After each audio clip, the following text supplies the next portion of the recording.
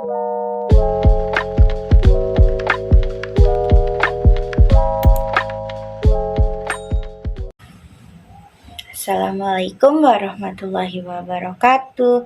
Halo semuanya. Perkenalkan, nama Ibu Eni Fatima dari Prodi PGSD semester 1. Sebelumnya, video ini dibuat untuk memenuhi tugas matematika. Pada kesempatan kali ini, Ibu akan sedikit menyampaikan materi mengenai penalaran matematika. Sebelumnya, ada yang sudah tahu belum penalaran matematika itu apa? Kalau belum, simak videonya ya. Terima kasih. Sebelum menyimak materi, kita dengerin lagu dulu ya, biar semangat belajarnya. Ayo semangat!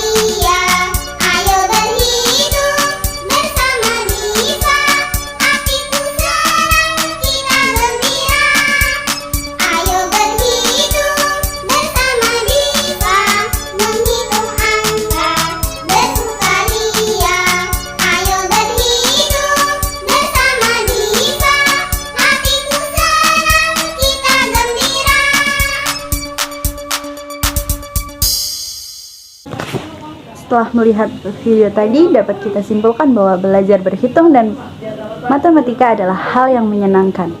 Sekarang kita lanjut ke materi, yaitu penalaran matematika. Simak materinya ya.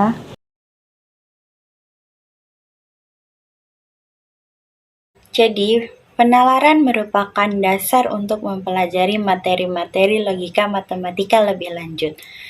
Penalaran dapat diartikan sebagai cara berpikir atau sebagai proses penarikan kesimpulan dalam sebuah argumen. Penalaran atau reasoning dapat diartikan sebagai fondasi dari matematika.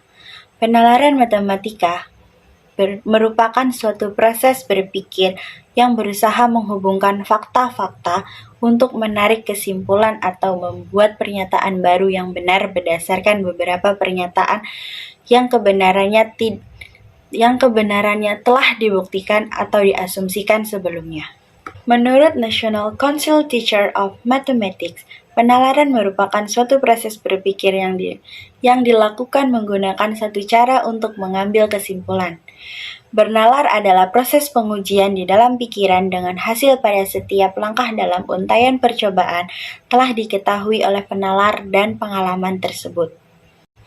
Sadiq mengatakan bahwa penalaran matematika adalah suatu aktivitas proses atau kegiatan berpikir guna mengambil kesimpulan atau membuat suatu pernyataan baru yang tepat didasari pada beberapa pertanyaan yang kebenarannya sudah dibuktikan dan ditaksirkan sebelumnya. Sedangkan menurut Schroeder and Peirce, mengungkapkan penalaran ialah suatu proses penarikan kesimpulan logis atas dasar fakta dan sumber yang telah dibuktikan relevan. Secara umum, penalaran dibagi menjadi dua jenis, yaitu penalaran deduktif dan penalaran induktif. Yang pertama ada penalaran deduktif.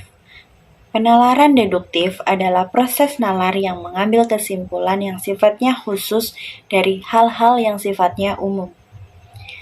Nilai kebenaran dalam penalaran deduktif bersifat mutlak, benar atau salah, dan tidak dapat juga keduanya bersama-sama. Umumnya, penalaran deduktif menarik kesimpulan secara logis atas premis yang ditemukan. Contoh penalaran deduktif misalnya, premis 1 mengatakan bahwa setiap hewan adalah makhluk hidup. Premis 2 mengatakan bahwa kucing adalah hewan. Jadi, kesimpulan yang dapat diambil dari dua premis tersebut adalah kucing adalah makhluk hidup. Yang kedua ada penalaran induktif. Penalaran induktif adalah proses pengambilan kesimpulan dari hal yang sifatnya umum. Penalaran induktif biasanya menarik kesimpulan dari premis umum seperti pengamatan, data, atau fakta, kemudian mengambil kesimpulan dengan spesifik atau hipotesis. Contoh penalaran induktif yaitu premis 1 mengatakan sapi mempunyai mata. Premis 2 mengatakan ayam mempunyai mata. Premis 3 mengatakan ular mempunyai mata. Jadi kesimpulan yang dapat diambil dari tiga premis tersebut adalah semua hewan mempunyai mata. Contoh penalaran deduktif dalam matematika. Ditanyakan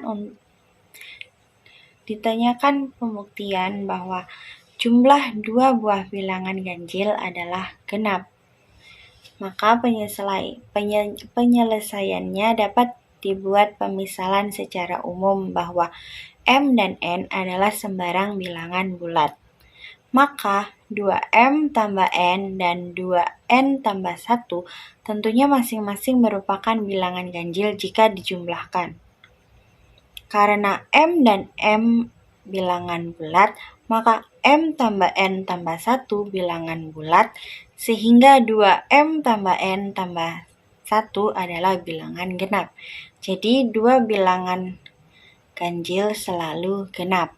Dapat dibuat permisalan seperti M sama dengan 3 dan N sama dengan 5, maka 2M ditambah 1 ditambah 2N tambah 1 sama dengan 2M tambah N tambah 1 sama dengan 2 dikali 3 tambah 1 ditambah 2 dikali 5 tambah 1 sama dengan 2 dalam kurung 3 ditambah 5 ditambah 1 sama dengan 2 dikali 9 sama dengan 18. Jadi dapat diambil kesimpulan bahwa dua bilangan ganjil sama dengan genap. Yang kedua ada contoh penalaran induktif. Diketahui baris bilangan 1, 5, 9, 13, dan 17. Untuk melengkapi dua suku terakhir diperlukan pengenalan pola dimaksudkan sebagai suatu identifikasi tentang tata aturan penulisan barisan tersebut. Dari contoh ini dapat disimpulkan bahwa untuk mendapatkan bilangan berikutnya, maka sebuah bilangan dalam barisan tersebut harus ditambah dengan 4. maka dapat disimpulkan dua suku terakhir adalah 21 dan 25. Kenapa dalam baris bilangan tersebut harus ditambahkan 4? Karena untuk mencapai 1 dan 5 itu harus ditambahkan 4. 5 ke 9 harus ditambahkan 4. Begitupun dengan 9 ke 13 dan 13 ke 17.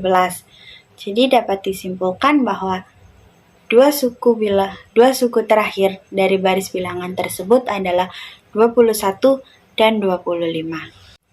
Selanjutnya ada indikator penalaran. Indikator yang menunjukkan sebuah penalaran antara lain adalah sebagai berikut. Yang pertama ada menyajikan pernyataan matematika secara lisan, tertulis, gambar, dan diagram. Yang kedua, dapat mengajukan dugaan, dan yang terakhir, melakukan manipulasi matematik. Selanjutnya adalah ciri-ciri dari penalaran. Pertama ada, dalam penalaran terdapat suatu pola pikir yang disebut logika. Dalam hal ini disebut juga bahwa kegiatan penalaran ialah suatu proses berpikir logis.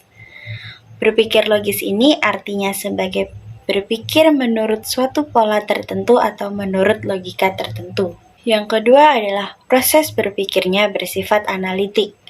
Penalaran adalah suatu kegiatan yang melibatkan diri pada suatu analitik. Dalam kerangka berpikir yang dipergunakan untuk analitik tersebut adalah logika penalaran yang bersangkutan. Jadi dalam proses penalaran kita diharuskan untuk meneliti dari suatu argumen tersebut. Materi yang terakhir adalah kemampuan penalaran. Kemampuan penalaran meliputi yang pertama, penalaran umum yang berhubungan dengan kemampuan untuk menemukan penyelesaian atau pemecahan masalah. Yang kedua, kemampuan yang berkaitan dengan pengambilan kesimpulan, contohnya pada silogisme, dan yang berkaitan dengan kemampuan menilai implikasi dari suatu pendapat. Yang ketiga, dan ini poin terakhir, yaitu kemampuan untuk melihat hubungan-hubungan, tidak hanya hubungan antara benda-benda, tetapi juga hubungan antara gagasan, dan kemudian mempergunakan hubungan itu untuk memperoleh benda-benda atau gagasan lain. Mungkin sekian pemaparan materi dari saya, semoga dapat dipahami dengan mudah. Kurang lebihnya mohon maaf. Wassalamualaikum warahmatullahi wabarakatuh. Dadah, bye-bye.